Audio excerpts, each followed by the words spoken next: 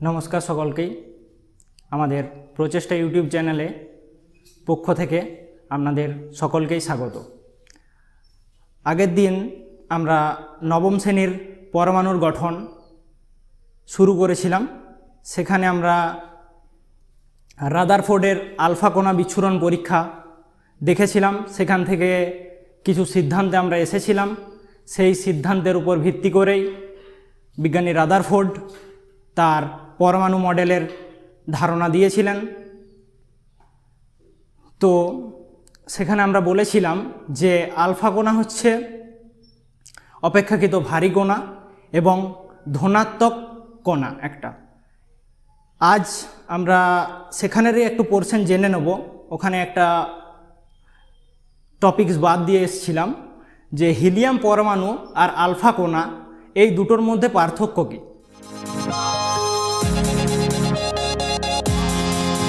তো হিলিয়াম পরমাণু বলতে আমরা জানি H, তো এর পারমাণবিক সংখ্যা হয় 2 আর ভর সংখ্যা হয় 4। এটা হচ্ছে হিলিয়াম পরমাণু। আর যেটা আলফা কণা সেটা হলো হিলিয়াম পরমাণুরই আইসোটোপটা হিলিয়াম 2,4, কিন্তু এটা পজিটিভ চার্জযুক্ত 2+। মানে হিলিয়াম পরমাণু থেকে যদি দুটো ইলেকট্রন বেরিয়ে যায় সর্ববহিষ্ঠ কক্ষর থেকে, তাহলে যেটা তৈরি করে সেটা হচ্ছে আলফা কণা। এখানে আমরা দেখব, এখানে যদি আমরা দেখি কতগুলো প্রোটন আছে কতগুলো নিউট্রন আছে হিলিয়াম পরমাণুতে। আগের দিন আমরা দেখিয়েছিলাম কিভাবে করতে হয়। আমরা বলেছিলাম নিচে যেটা লেখা হয় সেটা হচ্ছে পারমাণবিক সংখ্যা, উপরেরটা ভর সংখ্যা। তো এখানে তাহলে প্রোটন সংখ্যা কটা? প্রোটন সংখ্যাকে পি দিয়ে ডিনোট করছি। প্রোটন সংখ্যা ইকুয়ালস টু 2 দেখেছিলাম। আর ভর সংখ্যা মানে হচ্ছে প্রোটন সংখ্যা এবং নিউট্রন সংখ্যা একত্রিত অবস্থায় থাকে। তো এখানে তাহলে নিউট্রন সংখ্যা কতগুলো হবে? নিউট্রনকে স্মল n দিয়ে প্রকাশ করছি। 4 - 2 = 2। আর ইলেকট্রন সংখ্যা কতগুলো? যেহেতু পরমাণু, যতগুলো প্রোটন থাকবে ঠিক ততগুলোই ইলেকট্রন থাকবে। ইলেকট্রনস = 2। তাহলে হিলিয়াম পরমাণুর মধ্যে আমরা দেখছি প্রোটন 2, নিউট্রনও 2, ইলেকট্রন 2। কিন্তু এখানে আলফা কণা যেটা পেয়েছি এটাতে দেখব প্রোটন কতগুলো? প্রোটন 2ই। নিউট্রন সংখ্যা কটা? 4 - 2 = 2। মানে প্রোটন সংখ্যাটা আর নিউট্রন সংখ্যাটা আমরা দেখছি হিলিয়াম পরমাণুরও যা আলফা কণারও একই। বাট যেটা আমরা ইলেকট্রন সংখ্যা, যেহেতু এটা একটা আয়ন হিলিয়াম 2+, জেনারেলি সেহেতু ইলেকট্রন কটা হবে? হিলিয়াম পরমাণুতে ছিল 2টো ইলেকট্রন, সেই 2টো ইলেকট্রনই বেরিয়ে গেছে, তার জন্য ইলেকট্রন সংখ্যা হচ্ছে 0। তো এটা হচ্ছে হিলিয়াম পরমাণু এবং আলফা কণার মধ্যে বেসিক ডিফারেন্স। এর পরবর্তী পোর্শনে আমরা আসব বেশ কিছু গুরুত্বপূর্ণ সংজ্ঞাতে। পরমাণুর গঠন সংক্রান্ত আমরা লিখেছি এখানে 1 নম্বরে নিউক্লিয়ন, নিউক্লাইড, ভর সংখ্যা ও পারমাণবিক সংখ্যা। যদিও আমরা ভর সংখ্যা ও পারমাণবিক সংখ্যা সম্পর্কিত আগে বলেছি কথা, তবুও একবার সংজ্ঞাগুলো জেনে নেব। দেখো তাহলে প্রথম সংখ্যা আমরা জানব নিউক্লিয়ন। তো নিউক্লিয়ন কি? নিউক্লিয়ন আমরা দেখেছি বেসিক্যালি পরমাণুতে 2টো অংশ রয়েছে। একটা হচ্ছে পরমাণুর নিউক্লিয়াস বা কেন্দ্রক, আর বাইরে ইলেকট্রন মহল। তো নিউক্লিয়ন মানে হচ্ছে নিউক্লিয়াস সম্পর্কিত ধারণা। আমরা কথাটার মধ্যেই বুঝতে পারছি নিউক্লিয়ন মানে নিউক্লিয়াস সম্পর্কিত ধারণা। তো নিউক্লিয়ন কি? পরমাণুর নিউক্লিয়াসে আমরা জেনেছি প্রোটন ও নিউট্রন অবস্থান করে। এই যে প্রোটন আর নিউট্রন অবস্থান করছে, এই প্রতিটি কণাকে বলা হচ্ছে এক একটি নিউক্লিয়ন। তাহলে পরমাণুর নিউক্লিয়াসে অবস্থিত প্রোটন ও নিউট্রন এর প্রতিটি কণাকে বলা হচ্ছে এক একটি নিউক্লিয়ন। আর এই প্রোটন ও নিউট্রনগুলো যে বলের জন্য পরমাণুর নিউক্লিয়াসে সুস্থিতভাবে অবস্থান করে, সেই বলটাই হচ্ছে নিউক্লিয় বল। ঠিক আছে, তো আমরা নিউক্লিয়নের সংজ্ঞা জানলাম। সেকেন্ড আমরা আসবো নিউক্লাইড। নিউক্লাইড কি না, নির্দিষ্ট পারমাণবিক সংখ্যা এবং নির্দিষ্ট ভর সংখ্যা বিশিষ্ট নিউক্লিয়াসকেই আমরা বলবো নিউক্লাইড। ঠিক আছে, যেমন আমরা একটা উদাহরণ দেখে নিচ্ছি, ক্লোরিন 1735। দেখো এখানে ক্লোরিন পরমাণুর পারমাণবিক সংখ্যাও নির্দিষ্ট আর ভর সংখ্যাও নির্দিষ্ট। তাহলে নির্দিষ্ট ভর সংখ্যা এবং নির্দিষ্ট পারমাণবিক সংখ্যা বিশিষ্ট কোনো একটা নিউক্লিয়াসকেই আমরা বলবো নিউক্লাইড। থার্ড আসছি আমরা ভর সংখ্যা। ভর সংখ্যা সম্পর্কিত আমরা আগেই আলোচনা করেছি। ভর সংখ্যা কি না, পরমাণু নিউক্লিয়াসে থাকা প্রোটন ও নিউট্রন সংখ্যাকে একত্রিতভাবে বলা হয় ভর সংখ্যা। যেটা আমরা বলেছি পরমাণুর বাম সাইডে ওপরে লেখা হয় ভর সংখ্যাকে, আর নিচে লেখা হয় পারমাণবিক সংখ্যা, যেটাই হচ্ছে পরমাণু ক্রমাঙ্ক। এবার আসছি পারমাণবিক সংখ্যা। পারমাণবিক সংখ্যা কি, পারমাণবিক সংখ্যা হচ্ছে মূলত প্রোটন সংখ্যা। তাহলে প্রোটন কোথায় অবস্থান করে, পরমাণু নিউক্লিয়াসে। তাহলে পরমাণু নিউক্লিয়াসে অবস্থিত প্রোটন সংখ্যাকে বলা হচ্ছে ওই নিউক্লিয়াসটির পারমাণবিক সংখ্যা বা ওই পরমাণুটির পারমাণবিক সংখ্যা। এবার আমরা আর কয়েকটা গুরুত্বপূর্ণ সংজ্ঞা জেনে নেব। প্রথমত আইসোটোপ, আইসোটোন আর আইসোবার। কথাগুলো শুনতে একই রকম লাগতে পারে, কিন্তু দেখো আমি ছকের মাধ্যমে দেখিয়ে দিয়েছি। এখানের বিষয়টা মনে রাখলেই তোমরা জিনিসগুলোকে ঠিকঠাক মনে রাখতে পারবে। তো দেখো প্রথমেই বলেছি আইসোটোপ। আইসোটোপের ক্ষেত্রে কি হয়, তাদের ভর সংখ্যাটা ভিন্ন হয়, প্রোটন সংখ্যা একই হয়। প্রোটন সংখ্যা যদি একই হয় তাহলে কি হবে বলো তো, মানে পরমাণুটা একটাই হবে। যদি বলি প্রোটন সংখ্যা ধরো হাইড্রোজেন, হাইড্রোজেনের পরমাণু ক্রমাঙ্ক 1, মানে প্রোটন সংখ্যা 1, তার জন্য হাইড্রোজেন পরমাণুরই এই তিনটে হচ্ছে আইসোটোপ, যেহেতু তাদের পারমাণবিক ক্রমাঙ্কটা সেম। তাহলে প্রোটন সংখ্যাটা সেম, নিউট্রন সংখ্যাটা ভিন্ন, আর প্রোটন সংখ্যা যেহেতু সেম তার উপর ডিপেন্ড করেই আমাদের আসে রাসায়নিক ধর্ম, তার জন্য তাদের রাসায়নিক ধর্মটাও একই হয়। দেখো এটা হচ্ছে হাইড্রোজেনের তিনটে আইসোটোপ। একটা হচ্ছে সাধারণ হাইড্রোজেন বা প্রোটিয়াম, এটা হচ্ছে ডয়টোরিয়াম, আর এটা হচ্ছে ট্রয়টোরিয়াম। ঠিক আছে, তো প্রথম ক্লাসে আমরা বলেছিলাম দেখবে যে একটা শর্ট প্রশ্ন তোমাদের থেকেই থাকে যে একটি নিউট্রনবিহীন আইসোটোপের উদাহরণ দাও। সেখানে তোমাদের লিখতে হবে সাধারণ হাইড্রোজেন বা প্রোটিয়াম, আর উইদিন ব্র্যাকেট তোমরা এই সংকেতটাও ও দেখিয়ে দেবে। এবার আসছি আইসোটোন। আইসোটোনের ক্ষেত্রে কি হচ্ছে দেখো, প্রোটন সংখ্যাটা ভিন্ন কিন্তু নিউট্রন সংখ্যাটা একই, ভর সংখ্যাটা সিমিলারিটি আছে, এরও ক্ষেত্রে ভিন্ন, এরও ভিন্ন হলো। তাহলে যদি প্রোটন সংখ্যা ভিন্ন হয় তাহলে তার রাসায়নিক ধর্ম ভিন্নতা দেখাবে। এখানে দেখো উদাহরণগুলো, কার্বনের একটা আইসোটোপ আছে, নাইট্রোজেনের একটা আইসোটোপ আছে, অক্সিজেনের একটা আছে। তো দেখো এখানে প্রোটন সংখ্যাটা ভিন্ন, প্রোটন সংখ্যা 6, 7, 8, তার জন্য তিনটে পরমাণু হচ্ছে ডিফারেন্ট, একটা হচ্ছে কার্বন, একটা হচ্ছে নাইট্রোজেন, একটা অক্সিজেন। এখানে তোমরা যদি নিউট্রন সংখ্যাটা কাউন্ট করো তাহলেই বুঝতে পারবে। দেখো কার্বনের ক্ষেত্রে 14 - 6 মানে তোমার আসছে 8, আর এখানে নাইট্রোজেনের ক্ষেত্রেও দেখো 15 - 7 মানে আসছে 8, আর অক্সিজেনের ক্ষেত্রেও আসছে 8, মানে নিউট্রন সংখ্যাটা সেম। আইসোটোনের কথা ভাবতে গেলে নিউট্রন সংখ্যাটা সেম, আর প্রোটন সংখ্যা ভর সংখ্যা ভিন্ন। যেহেতু প্রোটন সংখ্যা ভিন্ন তার জন্য তার রাসায়নিক ধর্ম ও ভিন্ন।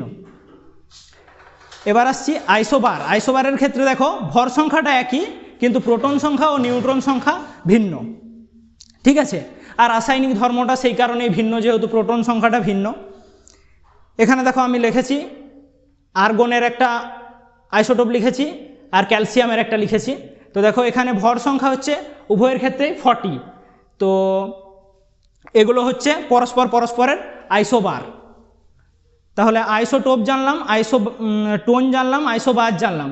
তোমাদের যখন সংজ্ঞা লিখতে দেবে তখন তোমরা কিভাবে বলবে, দেখো আইসোটোপের সংজ্ঞাটা এইভাবে বলবে যে একই পারমাণবিক ক্রমাঙ্ক বিশিষ্ট এবং ভিন্ন ভর সংখ্যা বিশিষ্ট একই মৌলের পরমাণুগুলিকে বলা হচ্ছে আইসোটোপ। সিমিলারলি আইসোটোনটাও তোমরা বলতে পারবে, আইসোবারটাও বলতে পারবে, এই ছকটা যদি তোমাদের খেয়াল থাকে। তাহলে আমরা পরমাণুর নিউক্লিয়াস সম্পর্কিত যাবতীয় তথ্য জানলাম। এবার নিউক্লিয়াস বহির্ভূত অংশ যেটা হচ্ছে ইলেকট্রন মহল, সেই ব্যাপারটা একটু জানব। তো দেখো আমি সেন্টারে রেখেছি নিউক্লিয়াসকে, ঠিক আছে, আর তার বাইরে আছে ইলেকট্রন মহল, যেগুলো হচ্ছে এক একটা কক্ষ, এটা একটা কক্ষ, এটা একটা কক্ষ, বৃত্তাকার পথ দিয়ে দেখিয়েছি। তো এখানে ইলেকট্রনগুলো অবস্থান করছে। এবার তোমার কক্ষ দেখো, কক্ষ কি কি আছে আমাদের, কে কক্ষ, এল কক্ষ, এম কক্ষ, এন কক্ষ, ও কক্ষ, এরকমভাবে হয়ে যাবে, ঠিক আছে। তো দেখো নিউক্লিয়াসের সবচেয়ে কাছের যে কক্ষ সেটা হচ্ছে কে, তারপর একটা রেসপেক্টিভ ওয়েতে এল, তারপর একটা এম, তারপর একটা এন, এরকম করে হয়ে আসবে।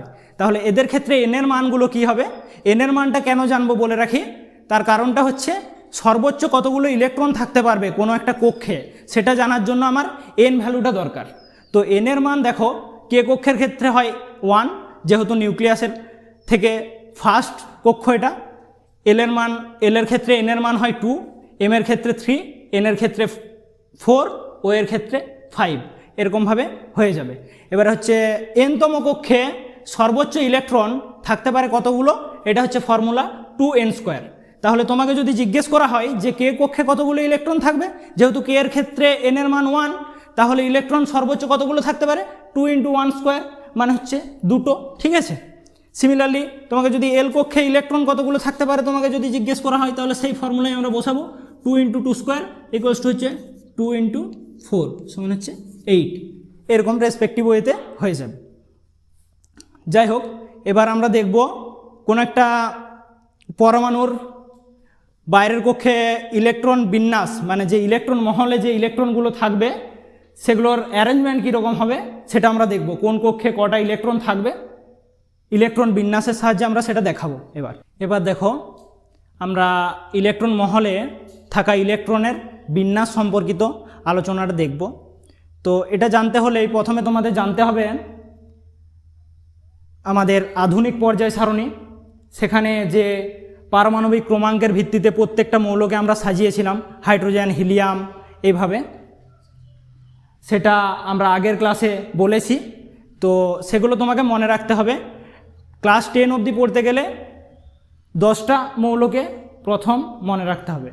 তো দেখো কার্বনের ক্ষেত্রে আমরা দেখেছি, যেহেতু এটা একটা পরমাণু, এর পারমাণবিক ক্রমাঙ্ক হচ্ছে 6, তাহলে এর ইলেকট্রন মহলে ইলেকট্রন সংখ্যা কতগুলো হবে, 6টা, যেহেতু পরমাণু। তাহলে তার নিউক্লিয়াসে যতগুলো প্রোটন থাকবে ঠিক ইলেকট্রন মহলে ততগুলোই ইলেকট্রন থাকবে। তাহলে দেখো এর ইলেকট্রন বিন্যাসটা কীরকম হবে, 2, 4। কেন, আমরা দেখলাম আগের রুল অনুযায়ী যে কে কক্ষ, প্রথম কক্ষটা হচ্ছে কে কক্ষ, তাহলে সেই কক্ষে ইলেকট্রন থাকতে পারে সর্বাধিক 2টি, তাহলে 2টি দেখিয়েছি।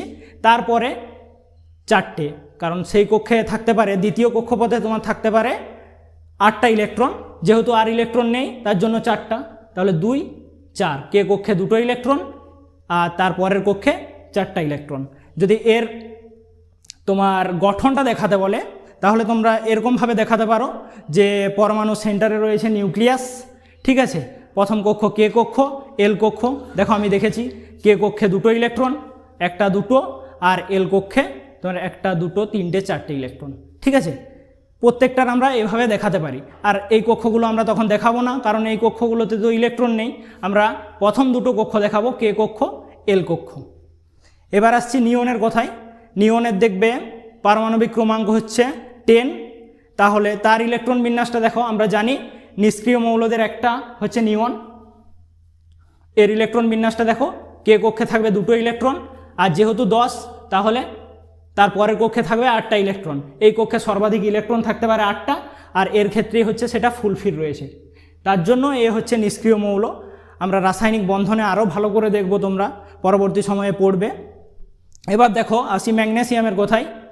ম্যাগনেসিয়াম হচ্ছে 12 পারমাণবিক ক্রমাঙ্ক, তাহলে এর ইলেকট্রন মহলে ইলেকট্রন সংখ্যাও 12। তাহলে দেখো প্রথম কক্ষে সর্বাধিক ইলেকট্রন থাকতে পারে 2টো, তারপরের কক্ষে থাকতে পারে 8টা, তাহলে 2, 8, কে এল হলো। তারপরের কক্ষে আর পড়ে আছে 2টো ইলেকট্রন, আমার 12টার মধ্যে 10টা হয়ে গেছে, তাহলে তার পরের কক্ষে থাকছে 2টো ইলেকট্রন, মানে কে এল এম কক্ষে। এবার আসছি পটাশিয়াম। পটাশিয়ামের ক্ষেত্রে দেখো এর পারমাণবিক ক্রমাঙ্ক হচ্ছে 19। তো এর ইলেকট্রন বিন্যাসটা দেখো